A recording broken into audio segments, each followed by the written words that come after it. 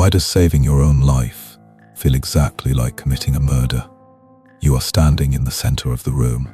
The lights are off. The only illumination comes from the screen in your hand. It is vibrating. It is buzzing like an angry insect. On the other side of the glass, on the other side of the invisible connection, someone is screaming your name. They are begging. They are demanding. They are asking why. They are typing paragraph after paragraph. They are leaving voice notes filled with tears. They are switching between rage and sorrow. But you do not answer. You do not type back. You do not listen to the audio. You simply press a button. You lock the digital door. You walk away, and you never look back. This is the moment. This is the event horizon. Society calls it the door slam.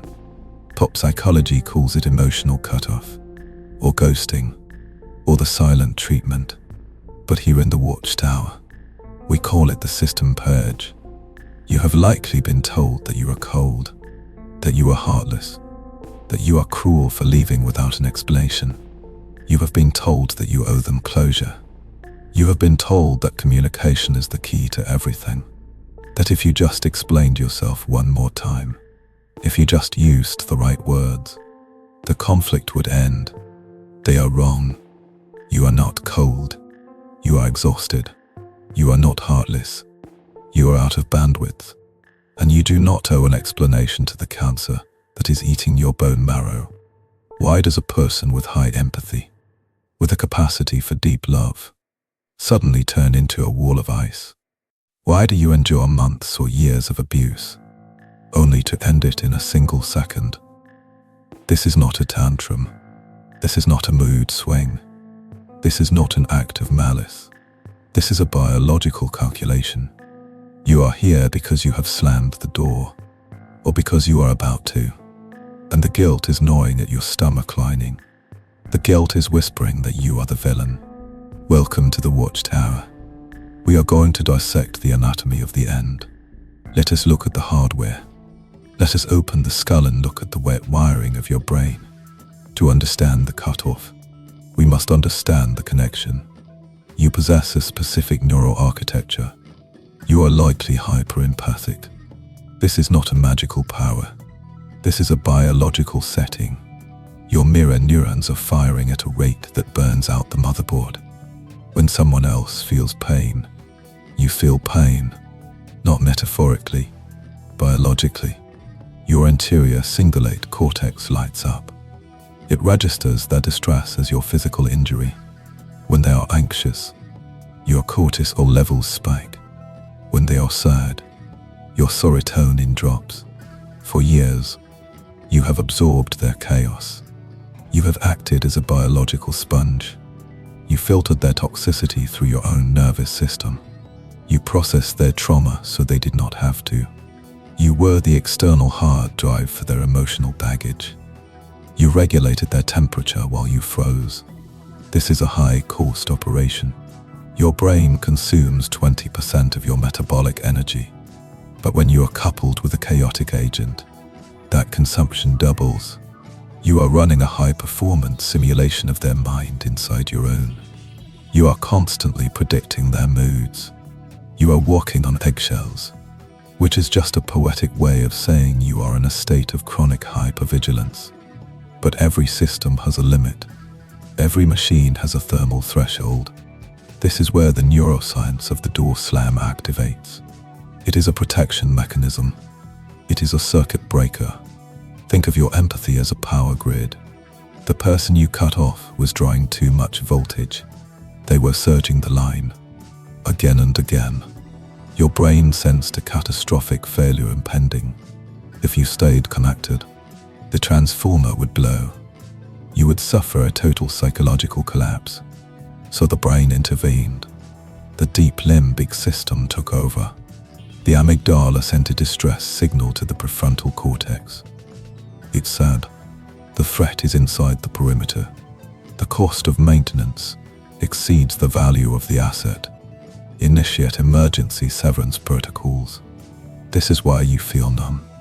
This is why you feel cold. It is not malice. It is dorsal vagal shutdown. Your nervous system has dropped into the freeze state to preserve energy. It is the same mechanism a gazelle uses when the lion closes its jaws. You play dead to survive. You have severed the emotional connection to save the host. The host is you. Do not apologize for the circuit breaker. It prevented the house from burning down. But the world does not understand this. The world looks at the surface. The world sees you walking away.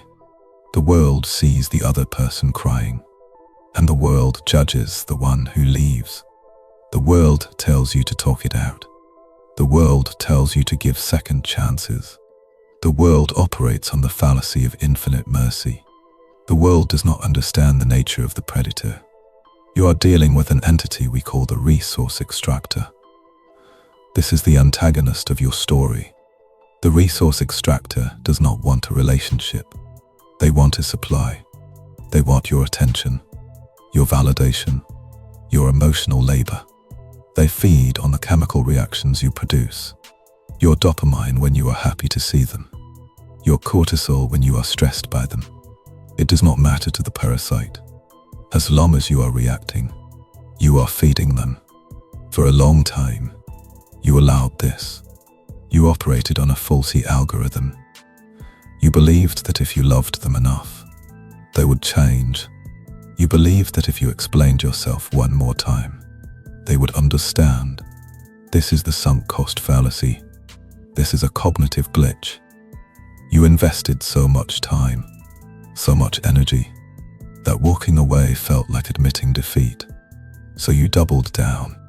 You poured more water into the cracked bucket, but the bucket never filled. The Resource Extractor relied on your hope. They relied on your optimism. They weaponized your virtue against you.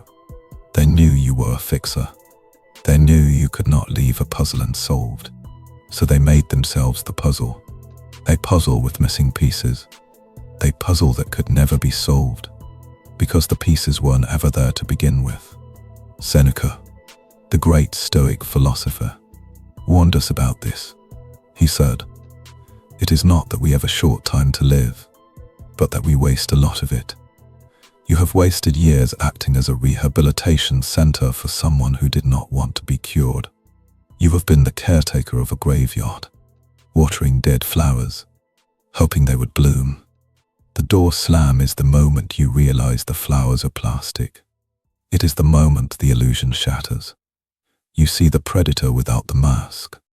You see the transaction for what it is.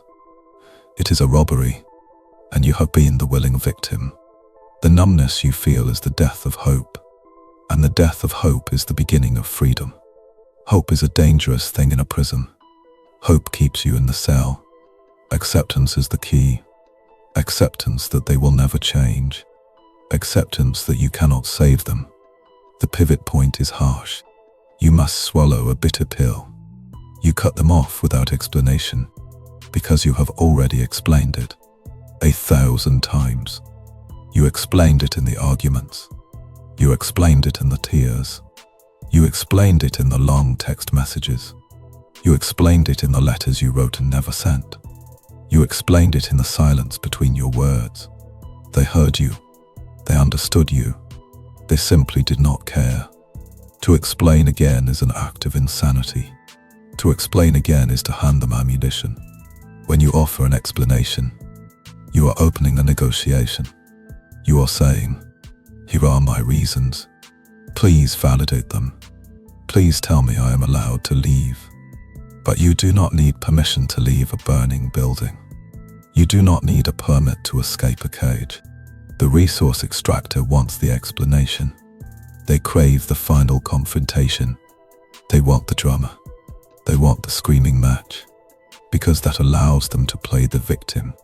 That allows them to paint you as the villain. If you scream, they win. If you argue, they win. If you explain, they win. The only way to win is to remove the game board. The door slam creates a vacuum. It creates a void. It is the ultimate power move, because it denies them the data they need to manipulate you. It triggers the Zhigani-Kai effect in their brain. The human mind hates unfinished tasks. It hates open loops. By leaving without a word, you create an eternal open loop in their mind. They will obsess. They will wonder. They will spin out. They will try to rewrite the narrative. But they cannot, because you are not there to co-sign the script. You have taken your signature off the contract. You have realized that silence is not empty. Silence is full of answers. Silence is the loudest sound in the universe. It is the sound of your sovereignty returning. Now we must execute. We must Oprah's initials this withdrawal. You cannot just walk away physically. You must walk away neurologically. We need protocols. We need a strategy to fortify the wall. You are in a vulnerable state. Your brain is in withdrawal. You are addicted to the cycle of abuse. We must treat this like a detoxification. Protocol 1.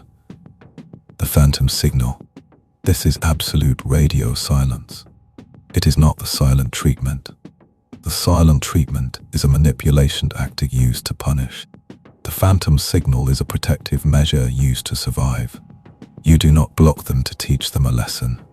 You block them to stop the infection. You must block every channel. Phone, email, social media, VMO, Spotify playlists, LinkedIn, anywhere data can't travel. You must close the port. If you leave a single window open, they will climb through it. They will send the flying monkeys. They will send the mutual friends to guilt you. When the mutual friends come, you must be a stone. You say, I am no longer discussing this person. That is it. No defense. No justification. Period. If the mutual friend persists, they are an agent of the enemy. Then they must be removed as well. The perimeter must be secure. You are creating a Faraday cage around your life. No signals in, no signals out. Protocol 2. The neural override. Blocking them is digital. This protocol is biological. Your brain is addicted to the stress cycle.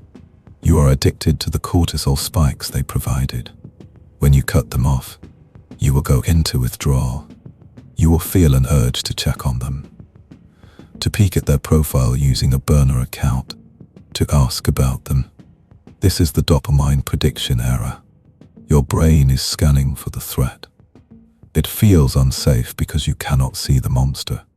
You must overwrite this data. You must scrub your environment. Delete the photos. Throw away the gifts. Burn the letters. If you keep their artifacts in your home, you are keeping their ghost in your mind. Your reticular activating system scans your room constantly. If it sees an object connected to them, it triggers the neural pathway of the trauma. It keeps the wound fresh. Remove the triggers. Sanitize the operating system. Make your physical space a fortress of neutrality. Rearrange the furniture. Paint the walls. Change the smell of the room. You must signal to your hippocampus that you are in a new era. The old era is dead. Bury it. Protocol 3. This is for those who cannot physically escape yet. Perhaps you work with them. Perhaps you co-parent with them. You cannot use the phantom signal, so you use the obsidian wall. You become unhackable. You become uninteresting. When they speak to you, you respond with facts, not feelings. You become a boring news anchor reporting the weather. Yes, no, I will handle that Tuesday. The report is due at 5. You offer zero emotional surface area. Like obsidian glass, they cannot find a foothold. They will try to provoke you. They will try to make you laugh. They will try to make you angry. They will bring up old memories. They will accuse you of being cold. You must remain flat. You must be the void. Do not defend yourself. Do not explain your coldness. Simply execute the task at hand. When the predator attacks a stone, it eventually breaks its teeth, and then it moves on to softer prey. Be the stone. Be the wall. Let them crash against you and break. Protocol 4. The final battle is in your own mind. You must rewrite the story you tell yourself. You are likely telling yourself a story of failure. I failed the relationship. I abandoned them. I was not strong enough. This is enemy propaganda. This is the virus talking. You must flip the script. You did not fail.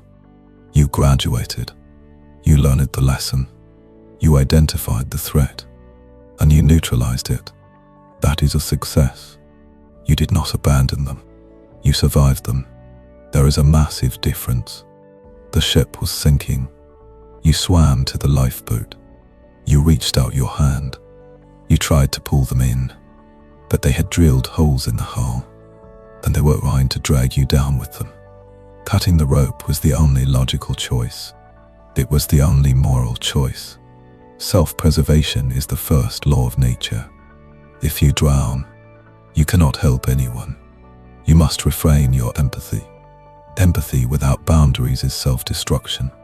Empathy with boundaries is compassion. You are moving from self-destruction to compassion. And the first person you must have compassion for is yourself. Protocol 5. The Zeigarnik closure. Your brain wants closure. It wants a final scene. It wants a handshake. It wants to make sense of the chaos. But you will never get closure from a disordered person. You will never get the truth from a liar. You must manufacture your own closure. Write a final letter. Pour everything into it. The rage, the grief, the confusion, the love that still lingers. Do not edit it. Let the ink bleed. And then, burn it. Watch the paper turn to ash. Watch the smoke rise. This is a ritual. The brain responds to rituals. As the smoke clears, say to yourself, it is done. I release this debt. I release this ghost. I am paid in full. You are now in the aftermath. The silence is loud, but do not mistake peace for emptiness. It feels empty because you are used to the noise of war. You have lived in a combat zone for so long that the sound of birds singing feels suspicious. Give it time. Your nervous system needs to reboot. Your adrenal glands need to rest.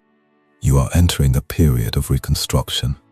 You are the architect of a new city. A city with high walls and strict immigration laws. Not everyone gets a passport. Not everyone gets a visa to enter your life. You need a vetting process.